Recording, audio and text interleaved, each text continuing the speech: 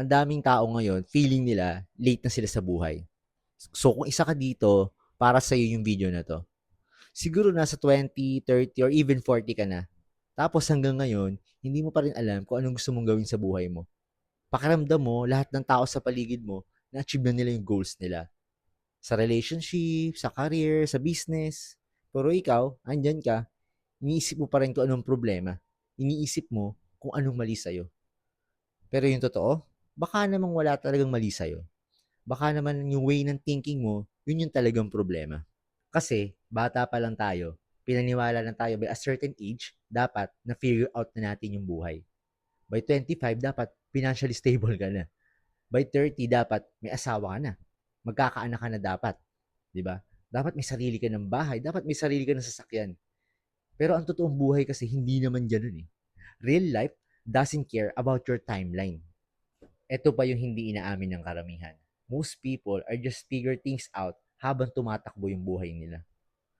Yung mga mukhang successful at confident online, minsan, mas magaling lang sila magtago. Magtago ng problema, tsaka ng gulo sa buhay.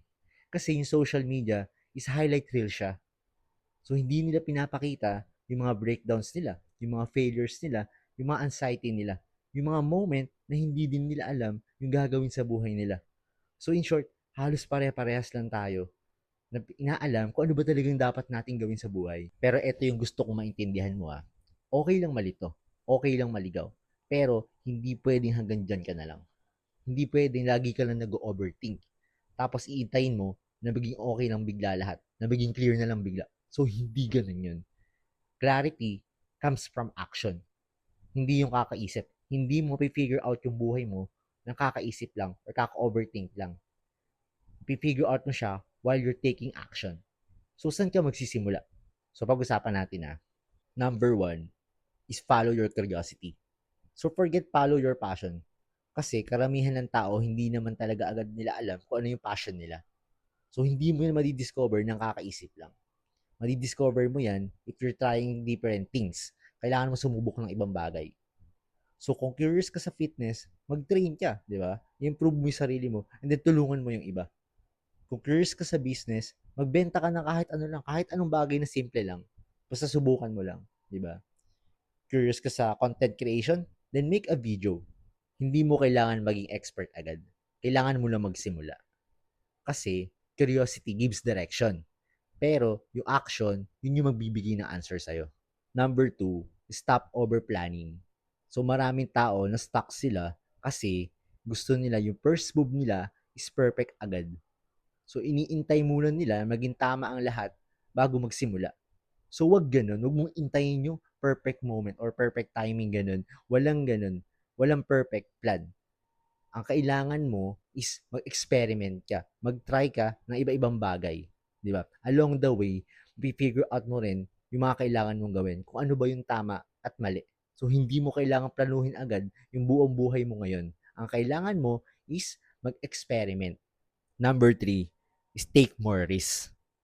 Minsan, kaya parang walang nagbabago sa buhay mo kasi masyado ka ng komportable. Takot ka sumubok ng ibang bagay. Takot ka magkamali. Takot ka mag-fail, di ba? Takot ka magmukhang beginner. Takot ka na i-judge ka ng ibang tao. Takot ka magmukhang tanga. Pero, pag hindi ka willing maging mukhang tanga, minsan, hanggang dyan ka na lang, hindi ka talaga mag improve. Every person you admire, naging beginner din yan.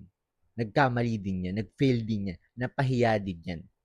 Ang difference lang, hindi sila tumigil kahit hindi na komportable.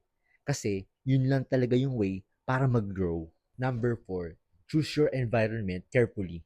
Kasi, yung mga tao sa paligid mo, sobrang laki ng effect niyan sa'yo. Kung tamad sila at puro excuses, di ba? Puro reklamo, eventually mahahawa ka rin sa kanila. Kaya make sure na yung mga tao sa paligid mo, sila yung nagpapamotivate sa'yo, di ba? Sila yung makakapag-push sa'yo para gawin mo yung best mo. Di ba? Matutulungan ka nila mag-grow. Hindi yung mahihila ka nila pababa. Kasi kahit masakit man aminin, di ba, may mga tao na hindi talaga healthy para sa atin. So, kailangan natin silang iwasan. Number five is learn to appreciate where you are right now. So, okay lang maging ambisyoso. Actually, maganda nga yun eh. Pero, wag mong kakalimutang i-appreciate kung anong meron ka ngayon. Kasi minsan, Yung mga bagay na meron ka ngayon is pinapangarap lang ng old version mo. Hindi mo kailangan maging fully satisfied, pero wag ka din bulag sa sarili mong progress. So stay hungry but stay grateful.